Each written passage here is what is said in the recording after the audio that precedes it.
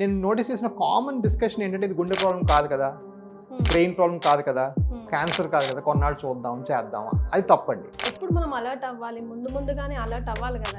Absolutely. నేను చెప్పినట్టుగా cramping ఉన్నప్పుడు, చిన్న వెయిన్స్ కనిపించినప్పుడు, కాళ్ళు కొంచెం నొప్పి స్టార్ట్ అయినప్పుడు, కాళ్ళు చిన్న దెబ్బ తగిలితే మానినప్పుడు, లేకపోతే చిన్న దురద డిస్కంఫర్ట్ అలాంటప్పుడు రావాలి. నేను ఎంబీబీఎస్ చదువుకునేటప్పుడు ఫర్ ఎగ్జాంపుల్ ఈ వెయిన్స్ కట్ చేసి తీసి అది చేసినప్పుడు ఒక 50-60 కుట్లు పడేవి పేషెంట్కి. మనకు వచ్చి పేషెంట్స్ అలాంటి క్వశ్చన్స్ అడుగుతున్నారు. సార్ మీరేమో ఆ లోపల వెయిన్స్ లేజర్ అంటారు, నాకేమో కనిపించేది చిన్నది ఉంటుంది, దీనికి ఏమైనా వేరేగా ట్రీట్మెంట్ ఉందా? So what you can't makeup with one number, you can make it with number of people. మనం 250కే ఉండొచ్చు, కానీ నేను చేసేది 400. ఈ మంత్ 520 ప్రొసీజర్ ఆపరేషన్ అయినాయి. హాయ్ అండి, నేను మీ కీర్తి. వారికోస్ వెయిన్స్ ప్రతి 10 మందిలో 3 ఎఫెక్ట్ అవుతున్నారు. కానీ ఇంకా కూడా పూర్తిగా దీని మీద అవగాహన చాలా మందికి లేదు. దీనిపై పూర్తి అవగాహన కల్పించడానికి మనతో పాటు ఉన్నారు vascular and interventional radiologist doctor Rajavi Koppala గారు. నమస్తే సార్. సార్, జనరల్గా అలసిపోయినప్పుడు కూడా బాడీ పెయిన్స్ వస్తూ ఉంటాయి, కొంచెం స్ట్రెస్గా అనిపిస్తూ ఉంటుంది.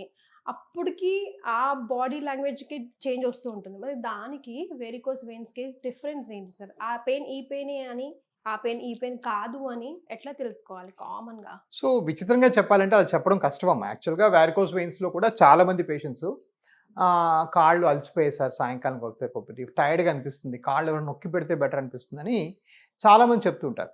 సో ఆ అలసట అంటే వెరికోస్ వెయిన్స్ వల్ల కాళ్ళు సాయంకాలం కలిసిపోయేదానికి, జనరల్గా మనకు వర్క్ ఎక్కువ అయ్యి కూడా కాళ్ళు అలసిపోతాయి ఎవరికైనా. దానికి పెద్దగా మనం డిఫరెన్షియేట్ చేయడం కూడా కష్టమే. ఓవరాల్గా ఏంటంటే మనం అసలు వారికోస్ వెయిన్స్ అంటే ఏంటి మనం అర్థం చేసుకుంటే ఇది ఈజీగా ఎక్స్ప్లెయిన్ చేయగలుగుతాం. ఫర్ ఎగ్జాంపుల్ ఈ వారికోస్ వెయిన్స్లో ఏమవుతాయి, కాళ్ళ నుంచి రక్తం పైకి వెళ్ళలేక కిందకు వచ్చి ఉండిపోతుంది. సో కిందకు వచ్చి ఉండిపోతే ఏమవుతుందంటే ఈ డీఆక్సినేటెడ్ బ్లడ్ అంటే ఆక్సిజన్ సాంద్రత సరిపోయిన రక్తం పెరిగినప్పుడు ఆ కాలు పీకినట్టు, ఆ కాళ్ళలో లాక్టిక్ యాసిడ్ అనే ఒక అవి కెమికల్ ఏమో స్టక్ ఉండిపోతుంది ఎక్కువగా. అలా ఉండిపోవడం వల్ల కాళ్ళు పీకుతాయి, కాళ్ళు నొప్పులు వేస్తాయి. కానీ అదే లాక్టిక్ యాసిడ్ మీరు రోజుకి 20 అన్ఎక్స్పెక్టెడ్గా 9 గంటలు నిలబడి పనిచేశారనుకోండి. ఫర్ ఎగ్జాంపుల్ ఇవాళ మీకు ఏదో షో ఎక్కువ అయ్యో లేకపోతే డిస్కషన్ పాయింట్స్ మీద 8 hours నిలబడ్డారనుకోండి, అప్పుడు కూడా లాక్టిక్ యాసిడ్ నిలబడుతుంది కాళ్ళలో, రైట్? దానివల్ల కూడా నొప్పులు వస్తాయి. సో డెఫినెట్గా వారికోస్ వెయిన్స్ అనేది మోస్ట్ కామన్ కారణం. బట్ అలా కాకుండా కూడా వేరే కారణం కూడా కాళ్ళు అలసిపోవటం, ఒళ్ళు అలసిపోవటం జరుగుతూనే ఉంటుంది. బట్ ఈ డిఫరెన్షియేషన్ చేయడానికి ఫస్ట్ ఆఫ్ ఆల్ మనం ఏం చేయాలంటే first high level of suspicion ఉండాలి. సో ఫర్ ఎగ్జాంపుల్ చాలా మంది ఉండే అపోహ ఏంటంటే ఈ వెయిన్స్ బయట కనబడితేనే వెరికోజు, కాకపోతే కాదని, లేకపోతే లేదని కూడా వాళ్ళు డయాగ్నోస్. కొంతమందికి by default dark green colour లో, బ్లాకిష్ కలర్ లో కనిపిస్తూ ఉంటాయి సార్. దాన్ని కూడా ఏముందిలే కమిలిపోయింది, లేదా ఎక్కడో దెబ్బ తాకింది అట్లా అనుకుంటారు. అది నెగ్లిజిబులా కాదా? అది డెఫినెట్ గా వారికోస్ వెయిన్స్. గ్రీన్ ఇలా కొమ్మల్లా కనిపించేవన్నీ వారికోస్ వెయిన్స్. కొంచెం వైట్ ఫేరర్ కలర్ వాళ్ళలో, కొంచెం శ్వేతంగా ఉండే వాళ్ళలో ఎక్కువగా మనం చూస్తాం ఆ గ్రీన్ చారలు అంటాం అనమాట, అవి ఎక్కువగా చూస్తాం. బట్ అవి కూడా వారికోస్ వెయిన్స్. అదేం దెబ్బల వల్ల లేకపోతే ఇంజరీ వల్ల వచ్చింది కాదు. సో ఇలాగా ఈ వారికోస్ వెయిన్స్ కి రకరకాల స్పెక్ట్రమ్ ఉంటుందండి. స్పెక్ట్రమ్ లో ఒక చివరి ఏంటంటే అసలు ఏమి కనిపించకుండా సాయంకాలం కాళ్ళు అలసిపోయినట్టు, బాగా టైర్డ్గా అనిపించి కాళ్ళు ఎవరో ఇంట్లో వాళ్ళకి వచ్చి కాళ్ళు నొక్కరా బాబు పడుకుంటాను అని చెప్పేవాళ్ళు కొంతమంది. అయితే కొంతమందికి ప్యూర్ లుక్ ఒకటే ప్రాబ్లం. అంటే ఈ వెయిన్స్ కనబడుతున్నాయి, నేను ఏదో పిక్నిక్ వెళ్ళాలి, మాల్డీవ్స్ వెళ్దాం అనుకుంటున్నాను, కాళ్ళు కనబడుతున్నాయి, బయటికి చూడడానికి ఎబ్బెట్టుగా ఉన్నాయి అని చెప్పేవాడు కొంతమంది. సో ఈ స్పెక్ట్రమ్ అంతటికీ ట్రీట్ చేయగల కెపాసిటీ ఉండాలి. సో సిస్టంలో ఏంటంటే ఈ వీనస్ ప్రాబ్లమ్స్, వాస్కులర్ ప్రాబ్లమ్స్ ఒక ప్రాబ్లమ్గా గ్రహించి దానికి సరిపోయిన ఎక్విప్మెంట్, సరిపోయిన సిస్టమ్స్ ఉంటే మనం ఈజీగా తగ్గించగలం. ఓకే. సో ఆఫీస్ మొత్తం చూస్తే ఫుల్లీ ఎక్విప్డ్గా మంచిగా రిఫ్రెషింగ్గా అనిపిస్తుంది సార్. సో రోజుకి వ్యాధుల్లో కూడా రకాలు పెరుగుతున్నాయి కదా, మరి మన ట్రీట్మెంట్లో కూడా అట్లానే డెవలప్మెంట్స్ కనిపిస్తున్నాయా? ఎలాంటి ఎక్విప్మెంట్స్, ఎలాంటి సొఫిస్టికేటెడ్ చాలా వచ్చినాయి కదా సార్? అబ్సల్యూట్లీ. నో ట్రీట్మెంట్ అయితే చాలా మారిపోయింది. నేను అసలు నా ఓన్ లైఫ్ టైంలోనే ఇంత మారుతుంది అనుకోలేదు. మేము యాక్చువల్గా నేను ఎంబీబీఎస్ చదువుకునేటప్పుడు ఫర్ ఎగ్జాంపుల్ ఈ వెయిన్స్ కట్ చేసి తీసి అది చేసినప్పుడు ఒక 50-60 కుట్లు పడేవి పేషెంట్కి. సో వాళ్ళు ఏంటంటే వచ్చి బాగా 7 days 10 days అలా ప్రాంతంలో విసుక్కునేవాళ్ళు. సో మేము జూనియర్ డాక్టర్లం కదా, మాకు రెస్పాన్సిబిలిటీ తక్కువ ఉంటుంది. మేము పారిపోయేవాళ్ళం, వీళ్ళు వచ్చి తిడతాడరా బాబు ఈ వారికోస్ పేషెంట్, వీళ్ళు ఒకటే వదలరు అసలు నసలాగా అని చెప్పేసి పారిపోయేవాళ్ళం మేము ఎంబీబీఎస్ అయిన కొత్తలో. అక్కడ నుంచి ఇప్పుడు మనం యాక్చువల్గా ఇప్పుడు ఇవాళ చేసిన పేషెంట్స్ 10 మంది అయ్యారు. ఇప్పుడు మన టైము 3:30 అయింది, అందరూ ఇళ్ళకి కూడా వెళ్ళిపోయారు, రైట్? ఇవాళ నేను వచ్చింది 9:30కి. సో ఆ లెవెల్ వరకు స్పీడ్ పెరగటం అయితేనేమి, ఎక్విప్మెంట్ వస్తేనేమి, ఎక్విప్మెంట్లో మళ్ళీ మనం చాలాసార్లు లేజర్ గురించి మాట్లాడుకున్నాం. ఈ లేజర్స్కి ఇంకా నెక్స్ట్ జనరేషన్ గ్లూ అని వచ్చింది. దాని Hmm. లోపల చిన్న వైర్ పెట్టుకుని గమ్ ఎక్కిస్తాం, అయితే ఇంకా ఫాస్ట్గా వెళ్ళిపోవచ్చు ఇంటికి. Hmm. ఈ బయట కనిపించే చిన్న చిన్న చార్లకేమో క్లాక్స్ అని ఇంకో ప్రొసీజర్ వచ్చింది. Hmm. ఇవన్నీ కూడాను మనం యాడ్ చేస్తాం. Hmm. బట్ ఈ యాడ్ ఏంటంటే ఏదో పూర్తిగా ఏదో సోషల్ సర్వీస్ కోసం కాదు. యాడ్ ఎందుకు చేస్తున్నామంటే మనకు వచ్చి పేషెంట్స్ అలాంటి క్వశ్చన్స్ అడుగుతున్నారు. Hmm. సార్ మీరేమో ఆ లోపల వెయిన్స్ లేజర్ అంటున్నారు, నాకేమో కనిపించేది చిన్నది ఉంటుంది, Hmm. దీనికి ఏమైనా వేరేగా ట్రీట్మెంట్ ఉందా అని కొంతమంది అడిగిన వాళ్ళైతే, మరి కొంతమంది సార్ మీరు ఈ లేజర్ చేశారో ఏం చేశారో నాకు తెలియదు సార్, ఆ పుండుతో వచ్చాను మీ దగ్గరికి, ఆ పుండు మాత్రం తగ్గకుండా అలాగే ఉంది Hmm. అని అన్నవాళ్ళు కొంతమంది, రైట్? Hmm. సో ఆ పుండు తగ్గించడానికి వూండ్ కేర్ విభాగం పెట్టాల్సి వచ్చింది. Hmm. ఫైనల్గా ఒక సక్సెస్ఫుల్ ఆర్గనైజేషన్లో అండి మన కస్టమర్ అడిగే ప్రశ్నలు ఆన్సర్ చేయగలిగితేనే మన క్లయింటో కస్టమరో పేషెంట్ ఎవరైతేనేమి Why? వాళ్ళు అడిగిన ప్రాబ్లమ్ని మనం సాల్వ్ చేయగలిగితేనే వాళ్ళ దగ్గర వాళ్ళ నోట్లో మనం నవ్వుతాం, మనం మెసులుతాం Exactly. కదా. Hmm.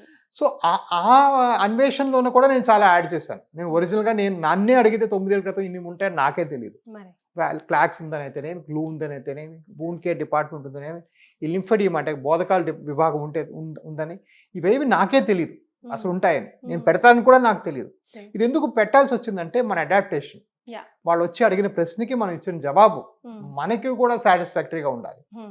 అందువల్ల పెరిగాయి అన్నమాట ఇవన్నీ. So what you can't makeup with one number, you can make it with number of people. Exactly. మనం 250కే ఉండొచ్చు, కానీ నేను చేసేది 400. ఈ మంత్ 520 ప్రొసీజర్లు ఆపరేషన్లు అయినాయి, My gosh. Right? So I have made, నేను చాలా డబ్బులు చేసుకున్నాను, నేను ఫ్రాంక్గా చెప్తున్నాను. It's a very good earning thing. నేనేదో చారిటీ కోసం చేసేయట్లేదు, రైట్? సో ఎందుకంటే ఇంతమంది నమ్మి వస్తున్నారు, నిజంగా వీళ్ళు ప్రాబ్లమ్ని చాలా గ్రిప్లో పెట్టుకున్నారు, ఈ ప్రాబ్లం వీళ్ళు సాల్వ్ చేయగలరు, Hmm.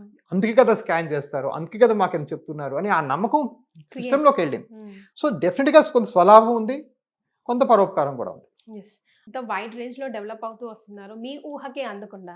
కానీ ఆ 9 years బ్యాక్ స్టార్ట్ చేసిన 249K మీరు స్టార్ట్ చేసి అట్లానే కంటిన్యూ చేస్తున్నారు. కన్సల్టెన్సీకి అయితే 4,500 వర్త్ ఆఫ్ స్కానింగ్ కూడా ఫ్రీ చేస్తున్నారు. అందులో 1 డేలో ఇంకా మీకు దండం వెళ్ళిపోండి, ఇంకా మీకు ఏ టెన్షన్ లేదని పంపించేస్తున్నారు. రోజులు ఇక్కడ పెట్టుకోకుండా. అంటే ప్రజెంట్ జనరేషన్లో I'm sorry to say medical mafia అంటాము, కమర్షియల్ అయిపోయింది, హాస్పిటల్కి వెళ్ళామంటే జోబులు ఖాళీ అని రకరకాల డైలాగులు వాడుతూ ఉంటాం కదా. So how it possible sir? So ఇక్కడ ఒక ఎమోషనల్ ఆన్సర్ ఉంది, ఇక్కడ కొంతవరకు సెల్ఫిష్నెస్ కూడా ఉంది.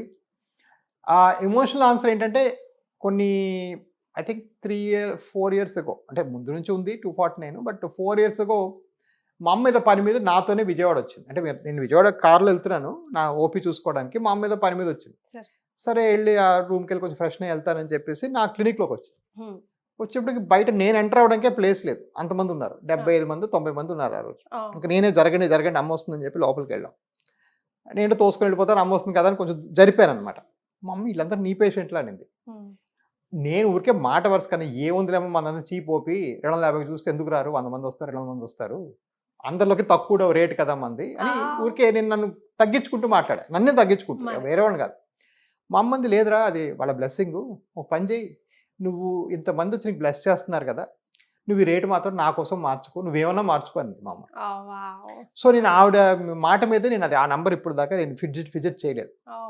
వాళ్ళు ఎంతమంది వచ్చి నీకు అనిపించవచ్చు వీళ్ళు 100 చూసి అబ్బా బోర్ ఎవడు చూస్తాడు అనేసి, నాకు మాత్రం బయట చూసే వాళ్ళకి ఇంతమంది వచ్చి నీకు బ్లెస్ చేస్తున్నారు, ఇంతమంది నువ్వు ఇంకా ఫ్లైట్ దిగక ముందే వచ్చి వాళ్ళు టికెట్ టోకెన్ తీసుకొని వెయిట్ చేస్తున్నారు, ఆ అభిమానం నీకు ఎప్పటికైనా కాపాడుతుంది అని ఒక ఎమోషనల్ యాంగిల్ అండి. But of course that is just emotions only can go that far.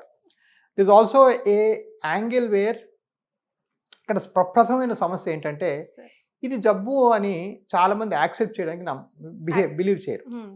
వాళ్ళకి ఏంటి డిస్కవరీ ప్రాబ్లం, అంటే ఇది ప్రాబ్లం డిస్కవర్ చేసుకోలేకపోతున్నారు, వాళ్ళకి తెలియట్లేదు, తెలిసినా వాళ్ళ డాక్టర్లు చెప్పట్లేదు.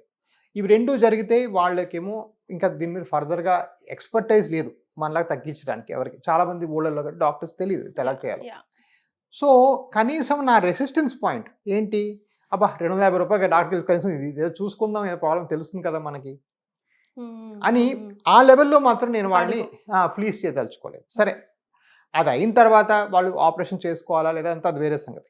బట్ అట్లీస్ట్ వాళ్ళు వచ్చి నాకు వ్యాన్స్ ఉన్నాయా లేదా, నా కాళ్ళ నొప్పులు 10 ఏళ్ళుగా ఉన్న నొప్పుల సమస్యకి సొల్యూషన్ ఉందా లేదా అని ఒక చిన్న సమస్య వాళ్ళ మైండ్లో ఉంటే మాత్రం వాళ్ళు 250 రూపాయలకి ఆన్సర్ తెలుసుకొని వెళ్ళిపోవచ్చు నా దగ్గరికి వచ్చి.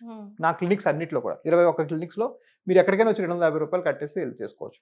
ఒకరోజు ముందు బుక్ చేసుకోవాలి కాకపోతే. సో ఇది నా పాలసీ. చూసారు కదండి, సార్ చెప్పే సిమ్టమ్స్ ఏ ఒక్కటి మీలో ఉన్నా కూడా నెగ్లెక్ట్ చేయకుండా అక్కడి నుంచే మీరు ట్రీట్మెంట్ ఎలా తీసుకోవాలి అన్నది ఆలోచిస్తే కొంతలోనే ప్రాబ్లమ్ సాల్వ్ అవుతుంది. సో వివరాల కోసం ఎవిస్ హాస్పిటల్ని సంప్రదించండి. Thank you so much sir.